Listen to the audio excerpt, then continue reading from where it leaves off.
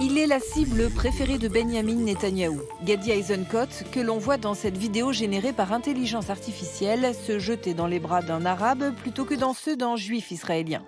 Vidéo postée sur le compte X du Premier ministre Netanyahou.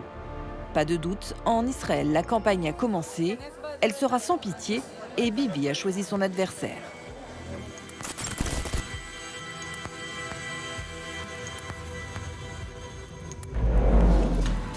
Le 27 octobre, les Israéliens seront appelés aux urnes pour renouveler leur Parlement. De cette élection dépendra le nom du futur Premier ministre. Ce sont les premières élections depuis le massacre du 7 octobre qui a profondément bouleversé la société israélienne. Le pays est en guerre sur plusieurs fronts et le thème de la sécurité devrait dominer toute cette campagne. Alors, comment ça marche ? Le Parlement israélien, qu'on appelle aussi la Knesset, est composé de 120 membres. Il faut donc remporter au minimum 61 sièges pour obtenir la majorité et gouverner. Mais c'est une élection à la proportionnelle et en général, le parti qui arrive en tête ne dispose pas de ces 61 sièges. Il doit donc faire des alliances pour trouver une majorité autour de lui et de son leader. C'est ce qu'avait fait Benjamin Netanyahou en 2022. Pour gouverner, il s'était allié à deux partis d'extrême droite et aux ultra-orthodoxes. Une alliance controversée qui lui a permis de rester au pouvoir ces 4 dernières années. D'habitude, quasiment systématiquement, on a en Israël des élections anticipées. Les coalitions ne durent pas les 4 ans prévus. Mais cette fois-ci, d'ailleurs, contre toute attente, parce qu'au départ, en 2022, on pensait que cette coalition allait être fragile. Eh bien, cette coalition a tenu bon. Elle a tenu bon, mais aujourd'hui, Netanyahou est décrié. On l'accuse d'avoir fait trop de concessions à ses alliés pour se maintenir au pouvoir. Jamais autant l'opposition n'a eu le sentiment que ce gouvernement servait deux secteurs bien précis de la population, les orthodoxes d'une part et les colons d'autre part. Ça fait environ, allez, on va dire 2 millions pour arrondir. 2 millions sur 10 millions d'habitants, ça vous fait 8 millions de personnes qui ont le sentiment qu'ils ne sont pas écoutés.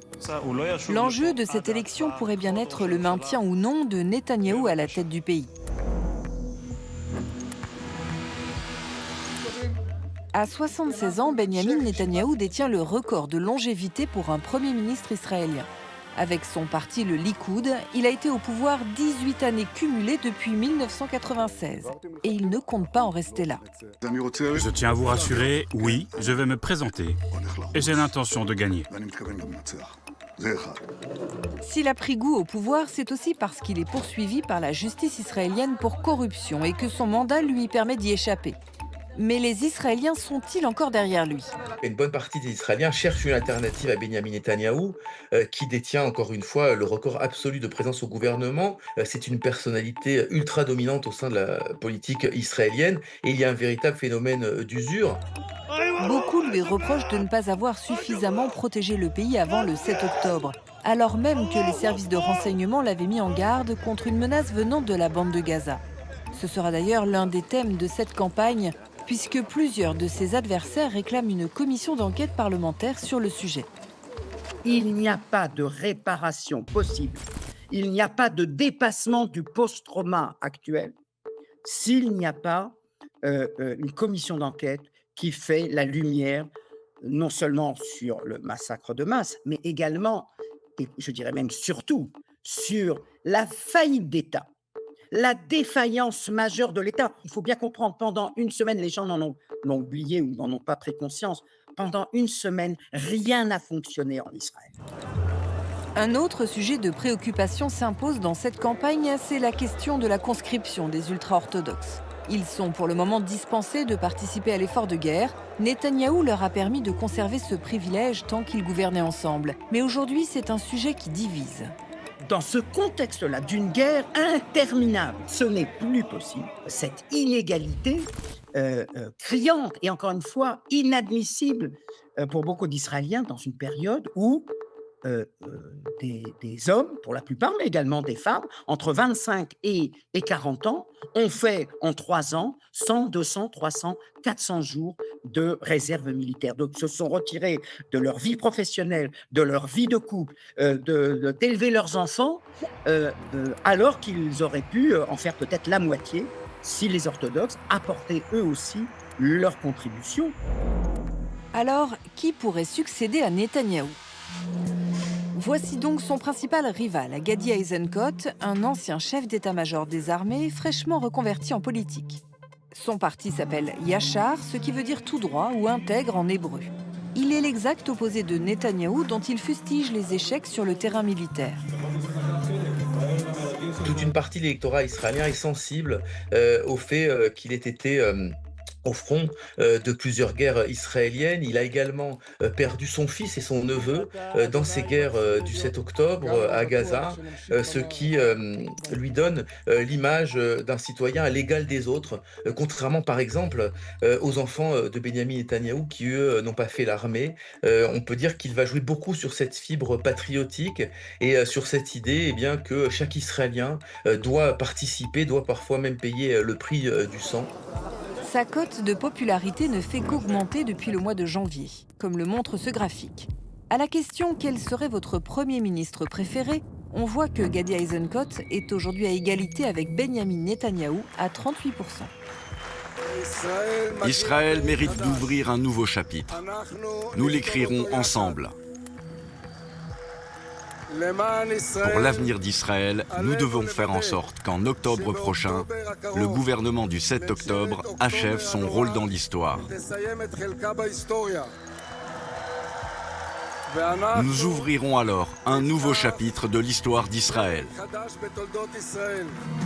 S'il se garde bien d'évoquer une solution à 2 États pour garantir la paix, il tient un discours plus apaisé sur les conflits en cours et sur la nécessité d'y mettre fin.